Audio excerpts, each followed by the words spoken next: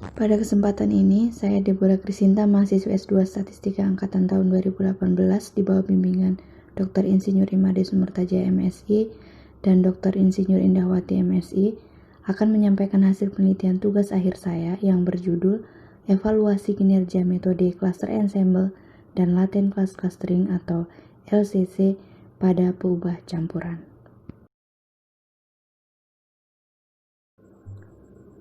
Penggerombolan merupakan salah satu teknik dalam analis peubah ganda yang digunakan apabila ingin mengelompokkan objek berdasarkan karakteristik yang sama. Karakteristik yang sama tersebut dapat diperoleh menggunakan ukuran jarak.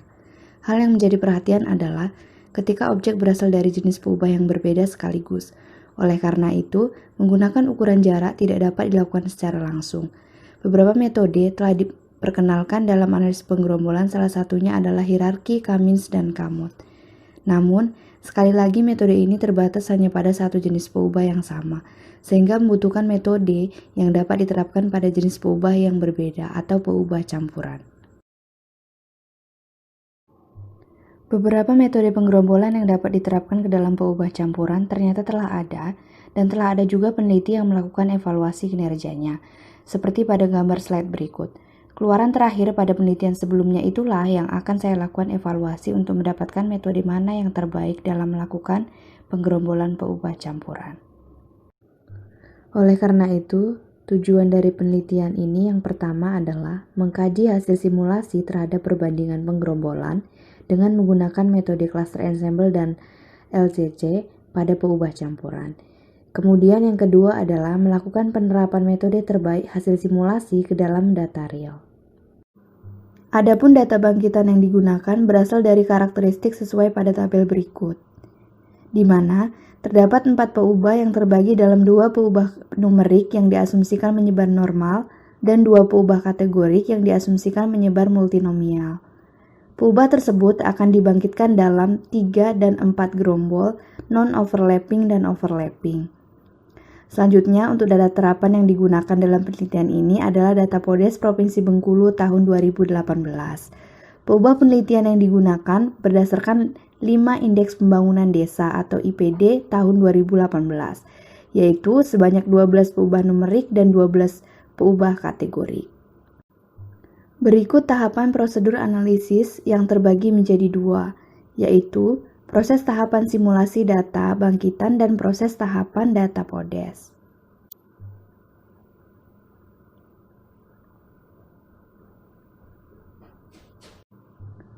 Sebelum masuk dalam pembahasan terkait hasil simulasi data bangkitan dan data terapan, dilakukan pengecekan terhadap visualisasi data bangkitan untuk melihat apakah data yang dibangkitkan sudah sesuai dengan kriteria yang diinginkan, yaitu non-overlapping dan overlapping.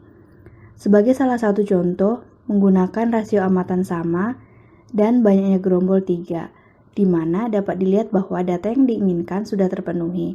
Untuk peubah numerik yang terbagi atas 3 jenis, yaitu tidak berkorelasi, berkorelasi kecil, dan berkorelasi tinggi. Sedangkan peubah kategorik untuk membedakan jenis gerombolnya adalah masing-masing kategori yang masuk dalam gerombol tersebut. Selanjutnya, karena terdapat 24 jenis data bangkitan, maka dari data tersebut akan dievaluasi nilai rasio simpangan baku atau SW per SB dan nilai akurasinya. Beberapa hal yang akan dilihat adalah nilai rataan dan ragam, selanjutnya box plot dan nilai mediannya.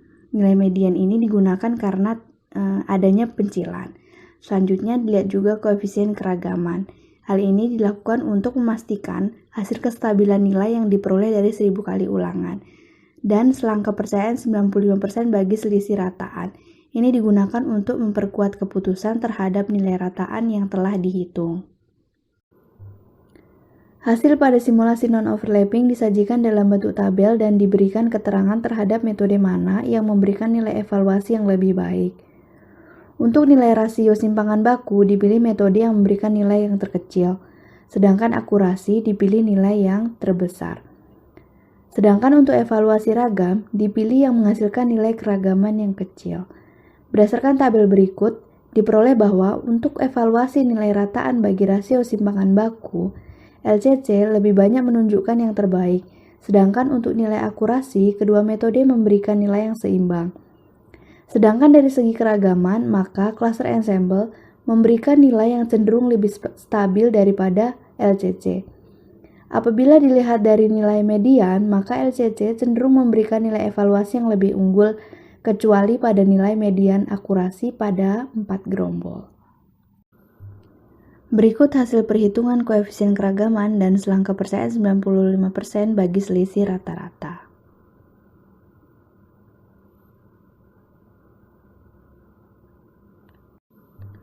Beberapa hal yang dapat ditarik kesimpulan dari simulasi data bangkitan gerombol non-overlapping adalah terkait perubahan nilai korelasi pada perubahan numerik tidak menunjukkan adanya pengaruh yang besar terhadap perubahan nilai rataan rasio simpangan baku dan akurasi. Selanjutnya, untuk visualisasi box plot, diperoleh LCC memuat pencilan di seluruh jenis data, sedangkan cluster ensemble ada beberapa jenis data yang tidak terdapat pencilan. Untuk koefisien keragaman, diperoleh bahwa cluster ensemble lebih kecil daripada LCC. Dan terakhir, untuk selang kepercayaan 95% bagi selisih rataan, dari 12 data bangkitan menunjukkan bahwa hasil evaluasi rataan yang dihasilkan cluster ensemble dan latent clustering atau LCC itu berbeda. Hasil simulasi overlapping untuk evaluasi nilai rataan rasio simpangan baku dan akurasi diperoleh bahwa LCC dan cluster ensemble memberikan keunggulan yang seimbang. Sedangkan jika dilihat dari nilai keragaman, diperoleh bahwa untuk LCC ditemukan sebanyak 9 data bangkitan yang lebih kecil dan untuk akurasi, 7 data menunjukkan lebih stabil daripada cluster ensemble. Apabila dilihat dari nilai median rasio simpangan baku, diperoleh bahwa cluster ensemble lebih unggul daripada LCC. Namun, untuk nilai median akurasi, diperoleh bahwa kedua metode menunjukkan hasil yang seimbang. Berikut hasil perhitungan koefisien keragaman dan selang kepercayaan 95% bagi selisih rata-rata untuk data bangkitan overlapping.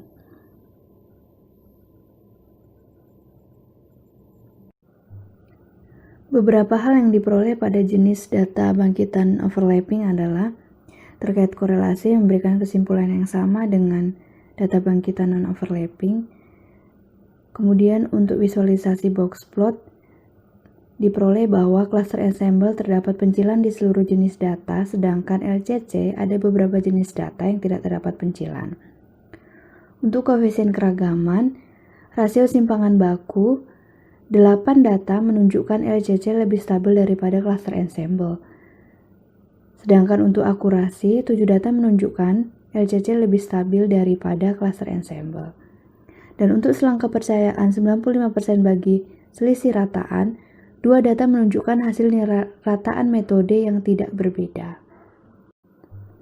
Berdasarkan hasil dari proses simulasi, maka yang dapat diambil kesimpulan adalah: pertama, setiap kenaikan nilai korelasi tidak menunjukkan adanya perubahan pola nilai evaluasi, baik rasio simpangan baku dan akurasi yang selalu sama untuk semua jenis data.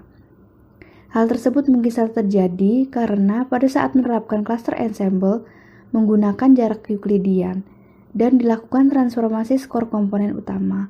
Hal ini karena asumsi yang ada dalam penggunaan jarak Euclidean yaitu kebebasan antar peubah.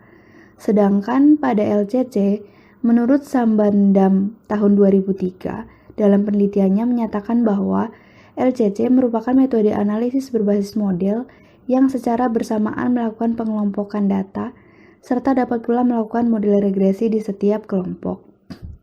Kolinearitas dapat menjadi masalah dalam model regresi, namun ketika melakukan pengelompokan, masalah tersebut tidak dapat dijelaskan secara langsung. Hal yang kedua adalah setiap jenis gerombol dengan rasio ukuran amatan dalam gerombol yang sama dan berbeda-beda tidak menunjukkan pola nilai evaluasi yang selalu sama. Yang ketiga, jika tidak memperhatikan pola nilai evaluasi untuk semua jenis data bangkitan, maka kedua metode memberikan performa yang tidak jauh berbeda. Artinya, kedua metode mampu melakukan kinerja penggerombolan dengan baik pada data campuran. Terakhir, Namun jika dilihat berdasarkan nilai terbaik yang dihasilkan, maka metode LCC memberikan performa nilai evaluasi rataan rasio simpangan baku yang lebih baik daripada cluster ensemble. Hal ini dikarenakan 15 dari 24 data bangkitan menunjukkan LCC lebih unggul dari segi kualitas gerombol yang dihasilkan, yaitu nilai rasio simpangan baku yang lebih kecil daripada cluster ensemble. Selanjutnya, hasil penerapan data PODES. Sebelumnya dilakukan eksplorasi data terlebih dahulu, dan diperoleh bahwa keseluruhan peubah numerik pada data ini mengandung pencilan. Selanjutnya, korelasi antara peubah numerik. Terlihat korelasi paling besar adalah 0,7, dan ditemukan juga antara peubah yang tidak saling berkolerasi. Namun, mengingat hasil dari simulasi bahwa korelasi tidak memberikan pengaruh yang besar terhadap perubahan nilai evaluasi, maka dapat tetap menerapkan metode. Karena pada metode cluster ensemble dilakukan transformasi skor komponen utama, maka pada LCC juga dilakukan hal yang sama untuk menggerombolkan data PODES ini. Karakteristik peubah kategorik disajikan pada diagram lingkaran berikut.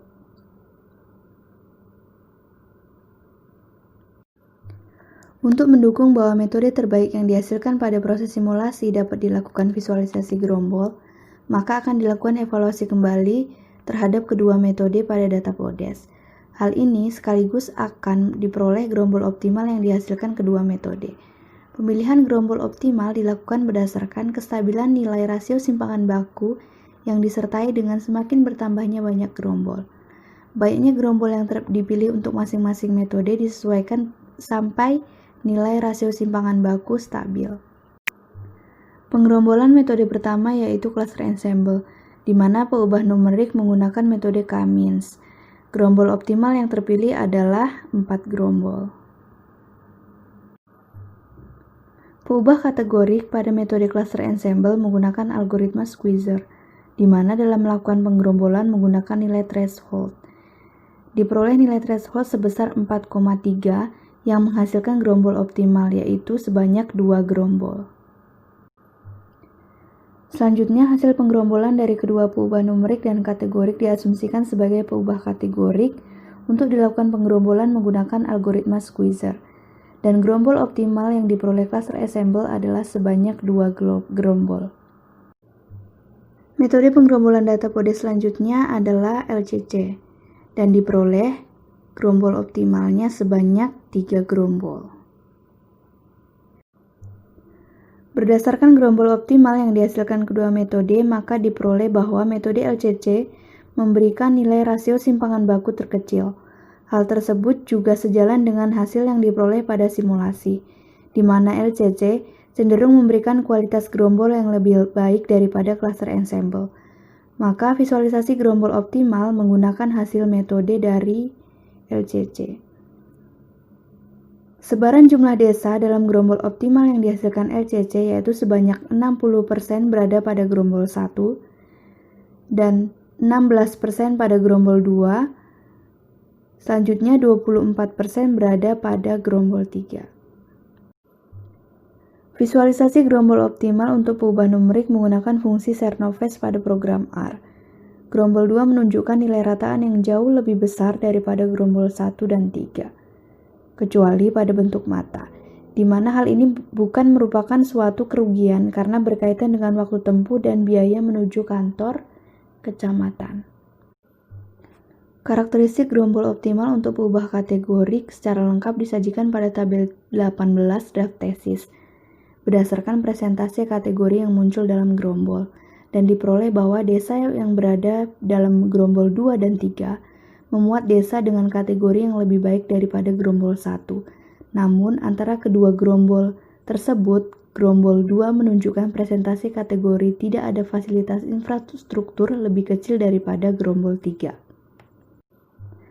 Peta tematik yang dihasilkan gerombol optimal ECC disajikan pada gambar berikut, di mana terlihat bahwa gerombol 2 yang dikategorikan sebagai dimensi IPD terbaik terlihat paling banyak muncul di Kabupaten Bengkulu Utara dan Kota Bengkulu. Dari keseluruhan penelitian ini, beberapa hal yang dapat disimpulkan adalah LCC memberikan performa yang lebih baik daripada cluster ensemble jika ditinjau dari banyaknya nilai kriteria rasio simpangan baku terbaik yang dihasilkan. Umumnya, kedua metode mampu melakukan penggerombolan pada peubah campuran dengan baik. Mengingat bahwa kinerja metode pada simulasi menunjukkan performa yang tidak stabil, maka pada penerapan data PODES dilakukan evaluasi terhadap kedua metode tersebut. Hasil yang diberikan adalah LCC memberikan kualitas gerombol yang lebih baik berdasarkan nilai rasio simpangan baku terkecil yang dihasilkan pada gerombol optimal. Adapun saran dalam kekurangan penelitian saya adalah tidak mempertimbangkan adanya pencilan yang mungkin terjadi. Umumnya, data yang sering digunakan mengandung pencilan seperti data PODES yang digunakan pada penelitian ini. Selain itu, pengaruh setiap kenaikan korelasi perlu dievaluasi lebih lanjut dengan mempertimbangkan ukuran jarak pada saat membangkitkan data. Demikian hasil dari penelitian ini. Terima kasih.